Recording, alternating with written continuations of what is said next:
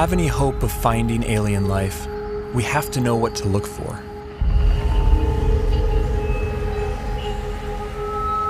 But where do we begin?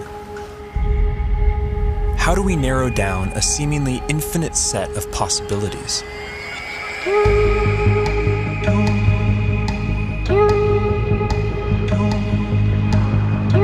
There's one thing we know for sure. Nature will have to play by her own rules. No matter how strange alien life might be, it's going to be limited by the same physical and chemical laws that we are.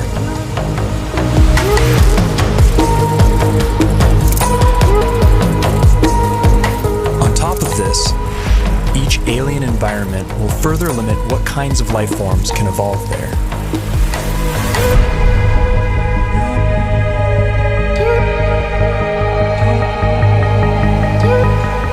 Despite these natural boundaries, the possibilities are staggering to imagine. Trillions of planets, each a unique cauldron of chemicals undergoing their own complex evolution.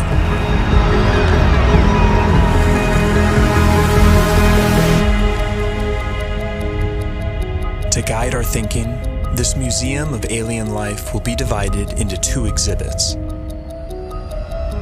Life as we know it, home to beings with biochemistries like ours, and life as we don't know it, home to beings that challenge our concept of life itself.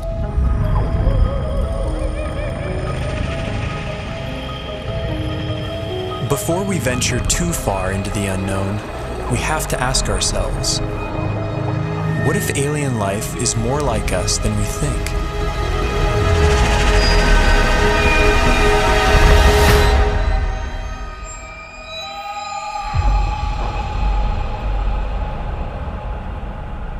If there's one feature that unites us with the other specimens in this museum, it's carbon. Carbon is ubiquitous. It's one of the most common elements in the universe, and it's very good at forming large, stable molecules. Carbon has the rare ability to form four-way bonds with other elements and to bind to itself in long, stable chains, enabling the formation of huge, complex molecules.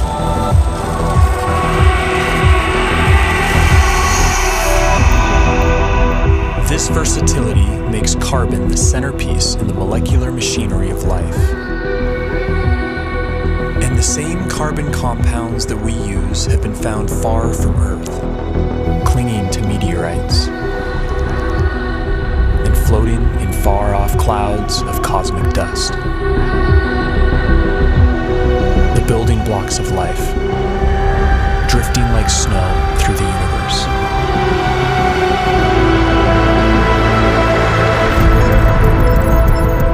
And if alien life has selected other carbon compounds for their biochemistry, they will have plenty to choose from. Scientists recently identified over 1 million possible alternatives to DNA, all carbon-based.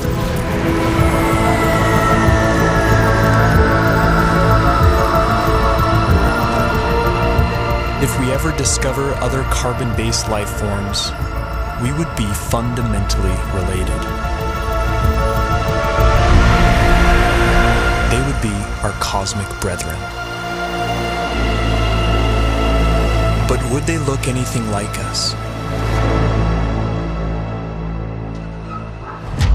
If they hail from Earth-like planets, we could share even more in common than just our biochemistry. What would life be like on other planets if it has evolved? Would it be like the world today here on Earth? Or would it be completely different? There are those who argue that from the argument of convergent evolution, if conditions on other planets are similar to here, then we would see very similar life forms. Animal and plant-like organisms that look very familiar.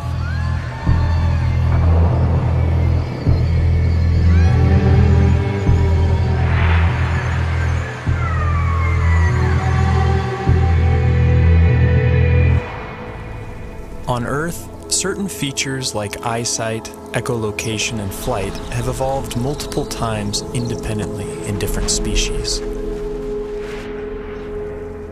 This process of convergent evolution could extend to alien planets like Earth, where creatures face similar environmental pressures.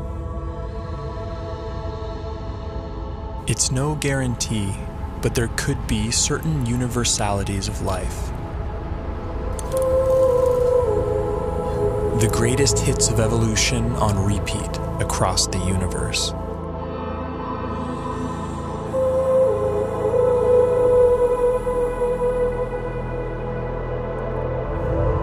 Each feature would be attuned to its local environment.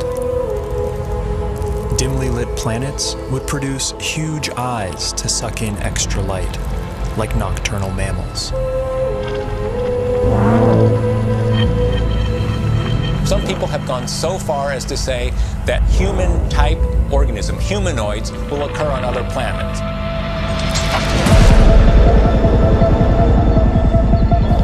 The existence of other human-like organisms seems unlikely, given the long, convoluted chain of events that produced us. But we can't rule it out.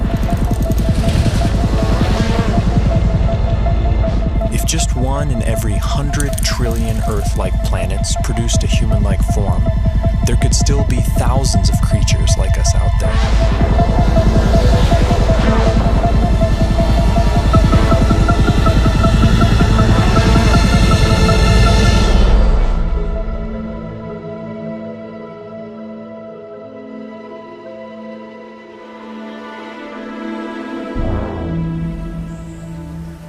Convergent evolution is also rampant in plant life, and C4 photosynthesis has arisen independently over 40 times. Would alien plants look like ours or something else entirely?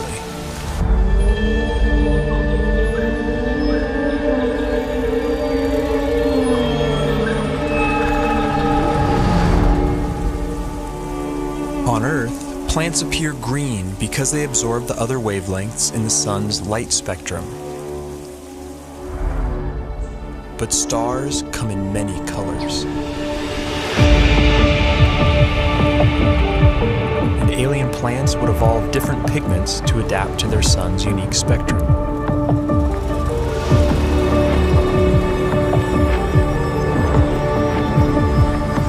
Plants feeding off hotter stars could appear redder by absorbing their energy-rich bluer light.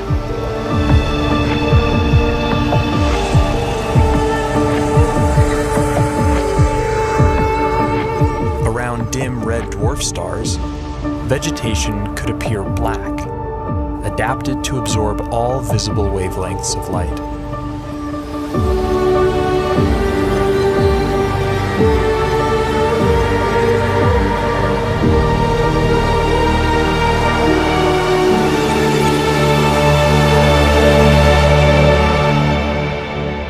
Earth itself may have once appeared purple due to a pigment called retinol that was an early precursor to chlorophyll.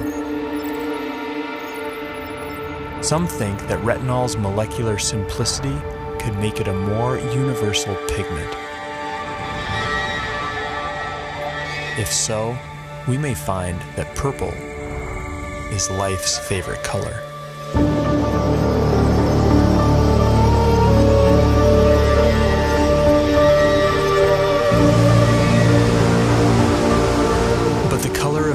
Vegetation is more than just a curiosity. It's chemical information that can be seen from light years away.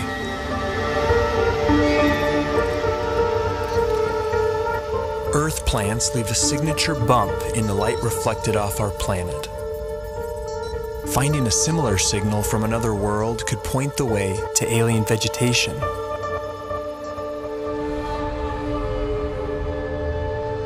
Perhaps this will be our first glimpse at alien life, a vibrant hue cast by a distant world.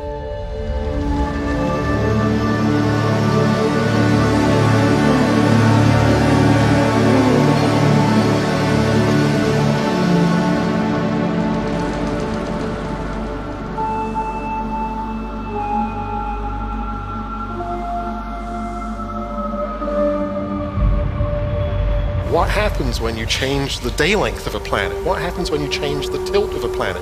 What happens when you change the shape of the orbit? What happens when you change the gravity of a planet? Planets with long elliptical orbits would see drastic seasons. There could be worlds that appear dead for thousands of years, then suddenly spring to life.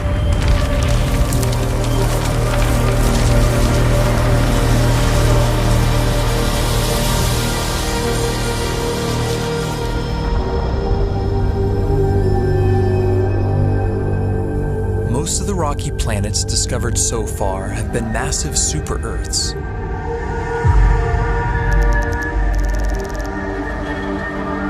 How would life evolve on these worlds?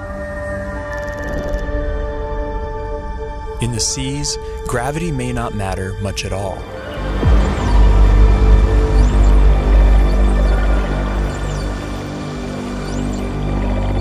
A high-gravity planet isn't high gravity all over.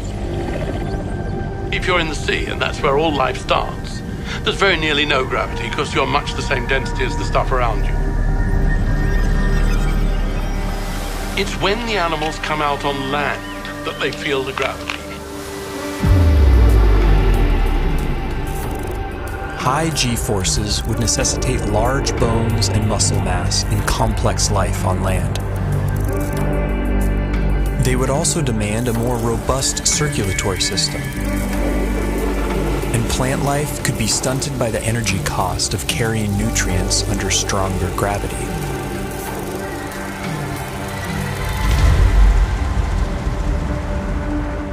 Low-gravity planets would more easily lose their atmospheres to space and lack a magnetic field to protect from cosmic rays.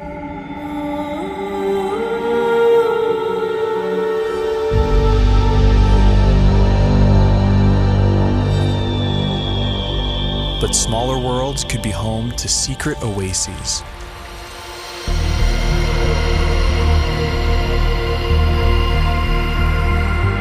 Huge cave systems that provide hideouts for life.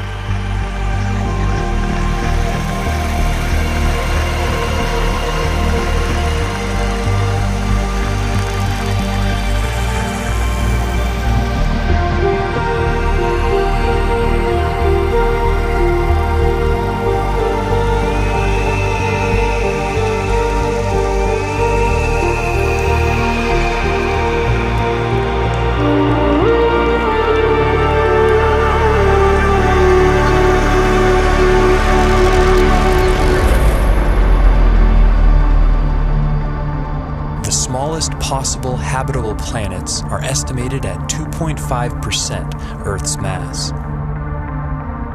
If surface life does evolve on these worlds, it could be a sight to behold.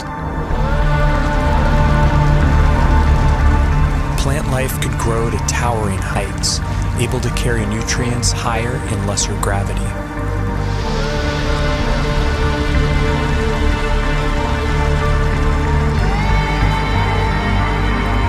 Without the need for bulky skeletons and muscle mass, animals could have body types that boggle the mind.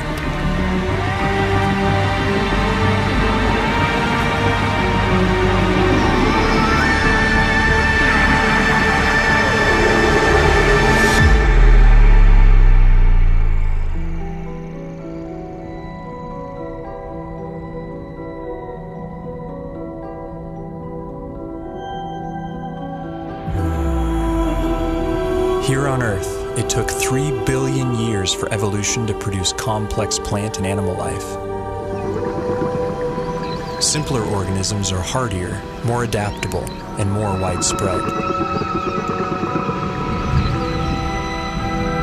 The largest collection in the Museum of Alien Life would likely be the Hall of Microbes.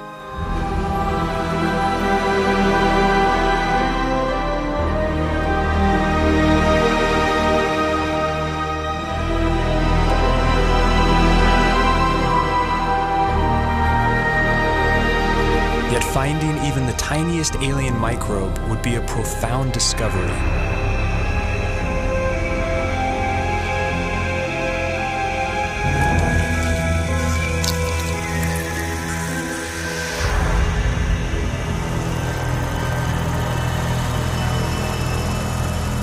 bite-sized life could leave a big footprint.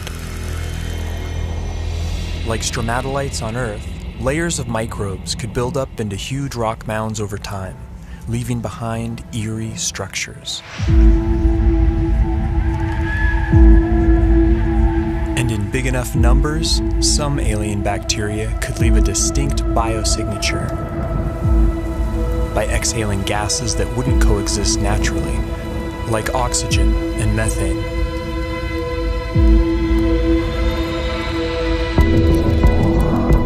There's ways to make oxygen without life, there's ways to make methane without life, but to have them in the atmosphere together is almost impossible unless you've got biology making those gases at the surface. And it would have an imprint on the planet's spectrum of colors. Next-generation space telescopes could find a signal like this on a world not far from home. The closest Sun-like star with an Earth-like exoplanet in the habitable zone is probably only 20 light-years away and can be seen with the naked eye.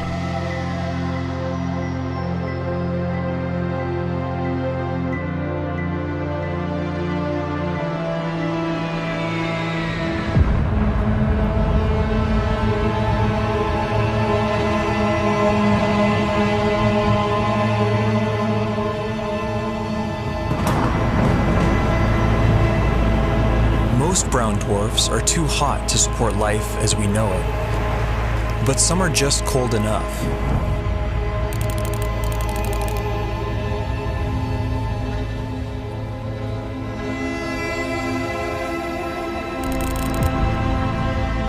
All the prime elements for life have been detected inside their atmospheres. And within these clouds, some layers would provide ideal temperatures and pressures for habitability.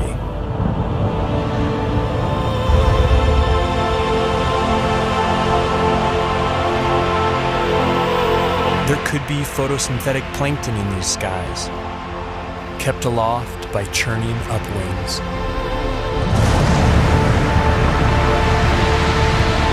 And with enough force, these upwinds could even support larger, more complex life. Predators.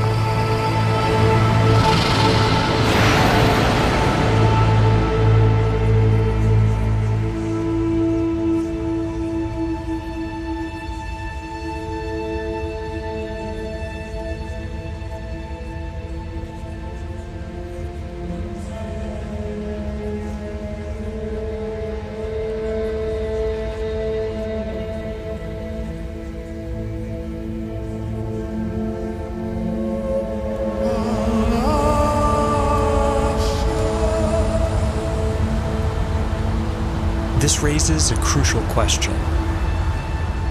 What if we've been looking in all the wrong places? What if nature has other ideas?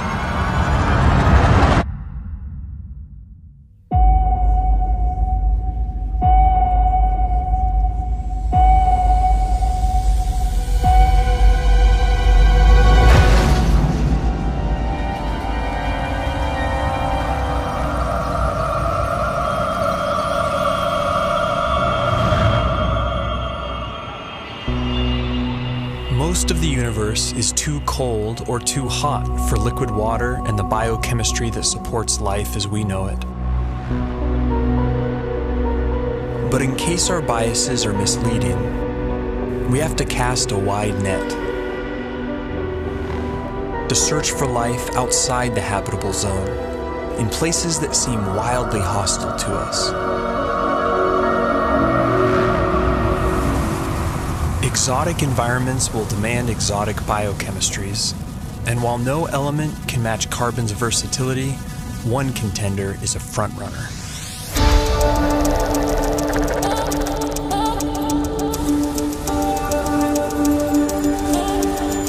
At first glance, silicon seems similar to carbon. It forms the same four-way bonds and is also abundant in the universe. But a closer look reveals that these two elements are false twins. Silicon bonds are weaker and less prone to forming large, complex molecules. Despite this, they can withstand a wider range of temperatures, opening up intriguing possibilities. Life based on the silicon atom instead of carbon would be more resistant to the extreme cold, providing a whole new range of weird forms. But silicon has a problem. In the presence of oxygen, it binds into solid rock. To avoid turning to stone, silicon beings might be confined to oxygen-free environments, like Saturn's frigid moon, Titan. Its vast lakes of liquid methane and ethane could be an ideal medium for silicon-based life or other radical biochemistries.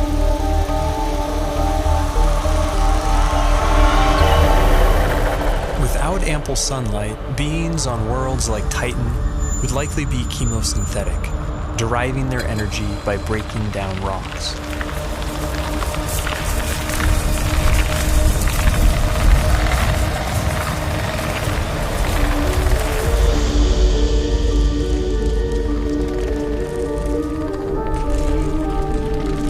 Such life forms could have ultra-slow metabolisms and life cycles measured in millions of years.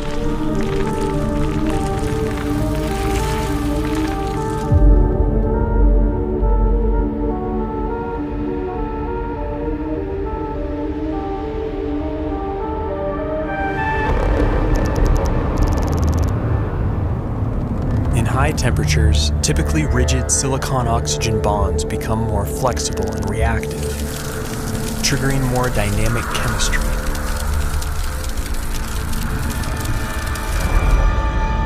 This has led to a truly bizarre proposal: silicon-based life forms that live inside molten silicate rock.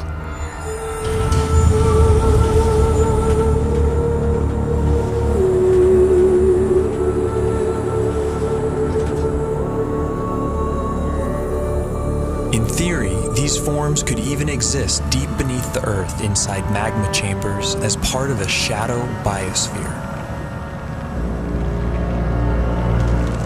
If so, then the aliens are right under our noses. Other shadow biospheres have been proposed, forms of life living alongside us that we don't even know are here, including tiny RNA-based life small enough to go undetected by existing instruments.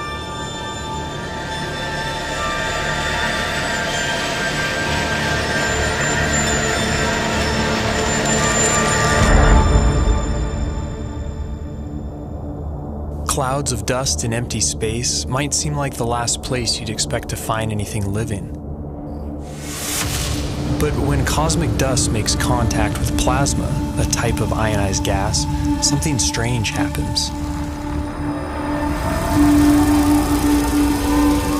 In simulated conditions, dust particles have been seen spontaneously self-organizing into helical structures that resemble DNA.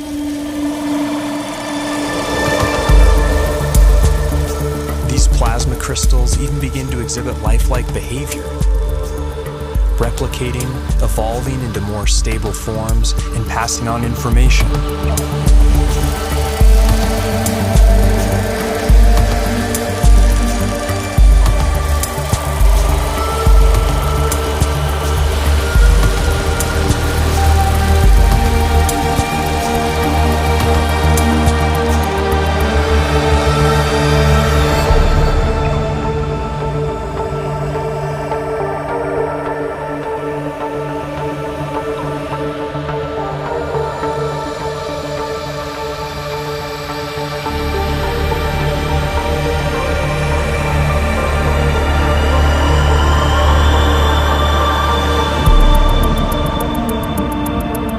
Plasma is the most common state of matter in the universe.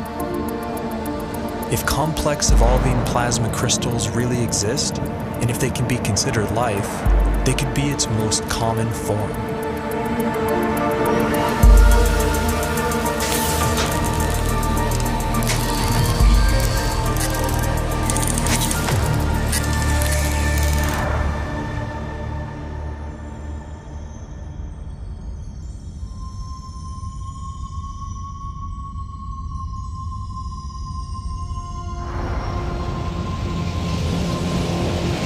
massive suns explode, some collapse into ultra-dense cores called neutron stars. Hulking masses of atomic nuclei crammed together like sardines. Conditions on the surface are mind-boggling. Gravity is 100 billion times stronger than Earth's. But beneath their iron nuclei crust lies something strange. A hot, dense sea of neutrons and subatomic particles.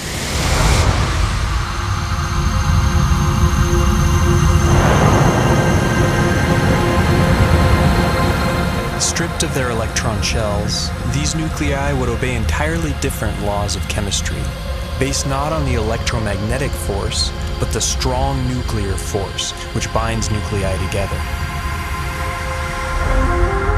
In theory, these particles could link up to form larger macronuclei, which could then combine into even bigger supernuclei.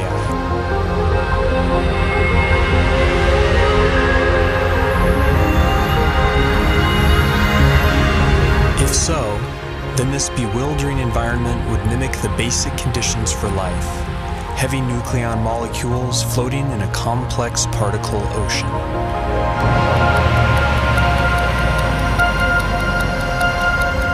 Some scientists have proposed the unimaginable: exotic life forms drifting through the strange particle sea, living, evolving, and dying on incomprehensibly fast timescales.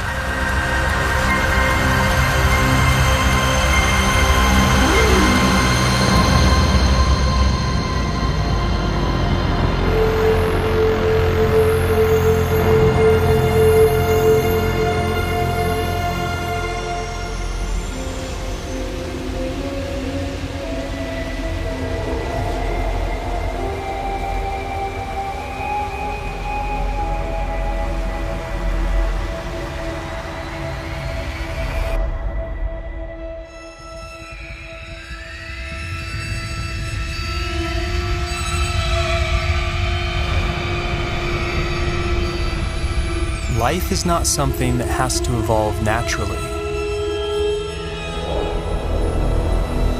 It can be designed.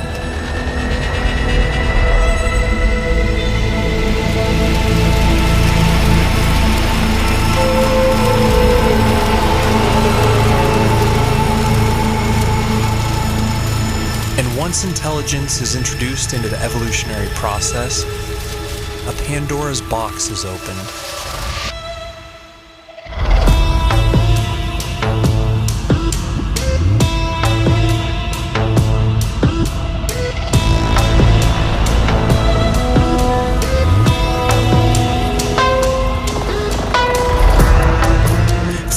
Typical biological limitations, synthetic and machine-based life could be the most successful of all. It could thrive almost anywhere, including the vacuum of space, opening up vast frontiers unavailable to biological organisms.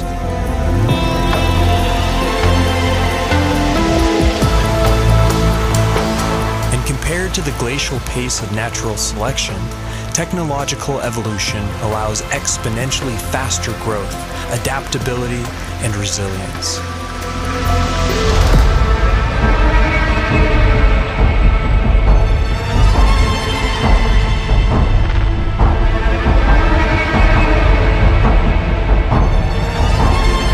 By some estimates, autonomous self-replicating machines could colonize an entire galaxy in as little as 1 million years.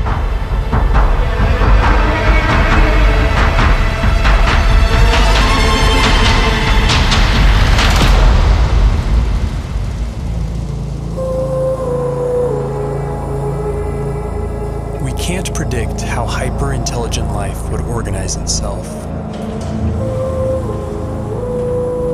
But in theory, there could be convergent evolution at play.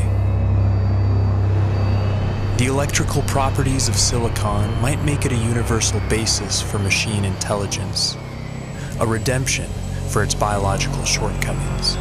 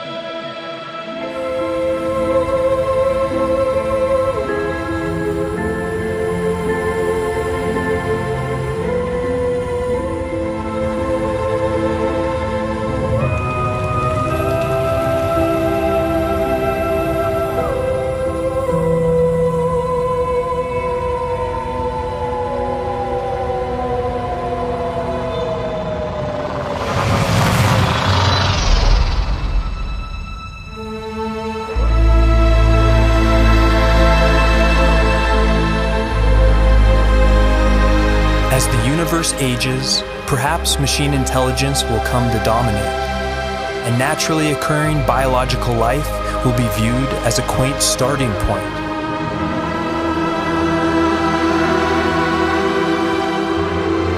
Perhaps we ourselves will lead this transition, and the great human experiment will be merely a first link in a sprawling intergalactic chain of life.